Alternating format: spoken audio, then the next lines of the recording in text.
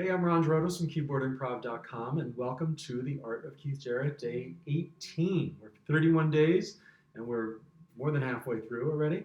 We're exploring a different aspect of his music and paying tribute to him and learning from him because his scope is so vast of different types of music. It's not really a style, but an approach or what's the word? Or not even one approach, more like just a viewpoint on music that can manifest in many different ways, whether it's traditional jazz or avant-garde or classical techniques, whatever it is, folksy, pop, gospel, vamps, whatever it is, it's Keith Jarrett. But it's also the universe of music, and we can sort of relate what we're doing to that and learn from him in all the different things he does.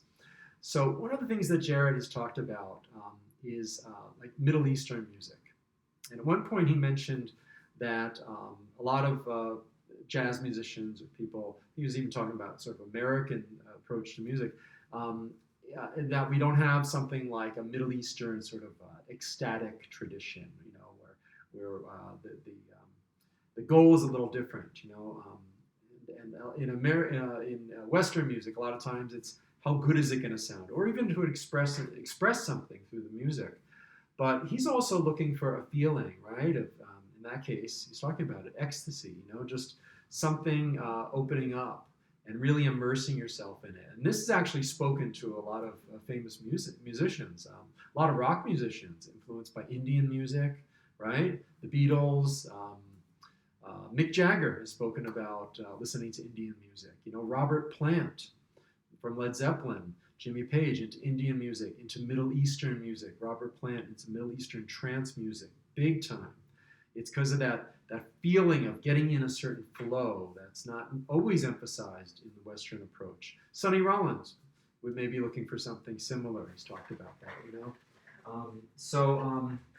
what would that be? Well, it's in those vamps he does, It's not just a note and a groove. It's, I don't know, what would it be?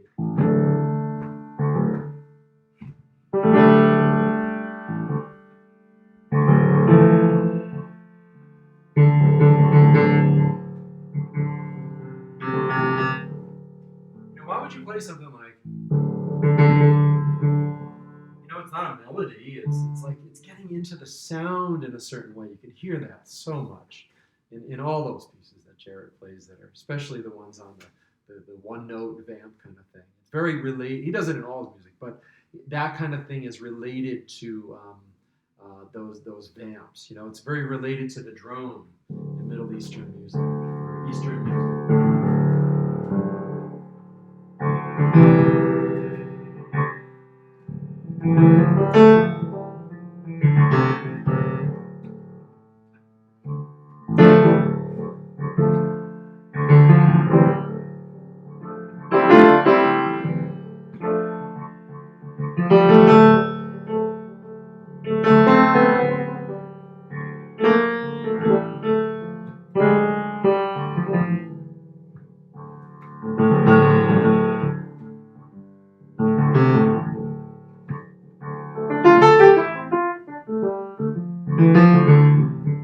So the end result might not even be, or the goal might not even be like, okay, I'm going to play something great, or I'm going to play something that has bebop lines or whatever. It's this immersion into the music in a certain way that's related to, Lisa Jarrett's view, a lot of Middle Eastern music, which I'm not an expert on. I don't know much about it, although I like it. I like listening to it. That's what he's looking for in the music and a lot of his playing. So, give it a try. You can try it in jazz too. See how that works. Thanks for being here. I'm loving this. I'm loving your comments and support, and just supporting each other in the comments. And if you have a particular record of his that really gets into a certain groove, let us know, and we'll all check it out. Thanks again. I'll see you in the next video.